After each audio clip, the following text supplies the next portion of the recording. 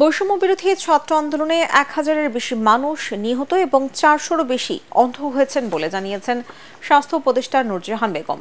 রাজধানীর পুলিশ হাসপাতালে আহত পুলিশ সদস্য ও সাধারণ শিক্ষার্থীদের দেখতে গিয়ে তিনি একথা জানান।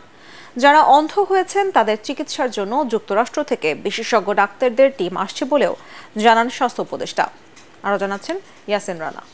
জুলাই আগস্টের আন্দোলনে পুলিশ, ছাত্রলীগ, যুবলীগ ও আওয়ামী লীগের হামলায় আহত হয়েছেন শিক্ষার্থী, সাধারণ মানুষ, দিনমজুর, চাকরিজীবী ও ব্যবসায়ী সহ অনেকেই, যাদের কেউ কেউ এখনও হাসপাতালে কাতরাচ্ছেন। রাজধানী সহ বিভিন্ন জেলায় গুলি, ছড়রাগুলি, রাবার বুলেটে দৃষ্টিশক্তি হারিয়ে অন্ধ হয়েছেন কয়েকশো। দায়িত্ব নিয়েই আন্দোলনে নিহতদের ডাটাবেস তৈরি করছে অন্তর্বর্তীকালীন সরকার। স্বাস্থ্য মন্ত্রণালয় করেছে বিশেষ কমিটি। ঢাকার পুলিশ হাসপাতালে আহতদের চিকিৎসার খোঁজখবর নিতে গিয়ে স্বাস্থ্য উপদেষ্টা নূরজাহান বেগম বলেন, এই আন্দোলনে যারা মারা গেছেন তাদের পরিবার ও আহতদের চিকিৎসার পুরো দায়িত্ব নিয়েছে সরকার। আমাদের অলরেডি একটা তালিকা তৈরি হয়ে গেছে, যারা নিহত হয়েছেন তাদের তালিকা হয়ে গেছে। এটা বলবো না যে সম্পূর্ণ হয়ে গেছে, কারণ আমাদের 11 তারিখ পর্যন্ত হয়েছে, এরপর এগুলো আবার সংযুক্ত হবে।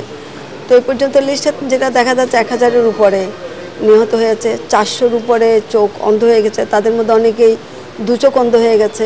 যারা পুলিশের গুলিতে চোখ হারিয়েছেন তাদের সুচিকিৎসার জন্য বিদেশ থেকে বিশেষজ্ঞ ডাক্তার আসছেন জানিয়ে তিনি বলেন, যারা হাত বা পা হারিয়েছেন তাদেরও প্রয়োজন হলে বিদেশে চিকিৎসা দেয়া হবে।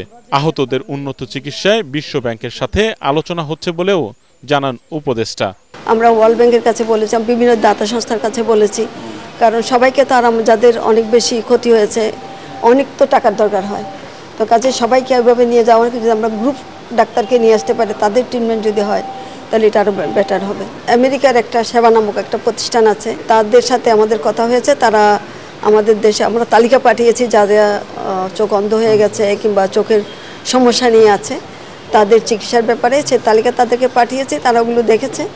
তো তারা বলেছে তারা আসবে যত শীঘ্রই পারে।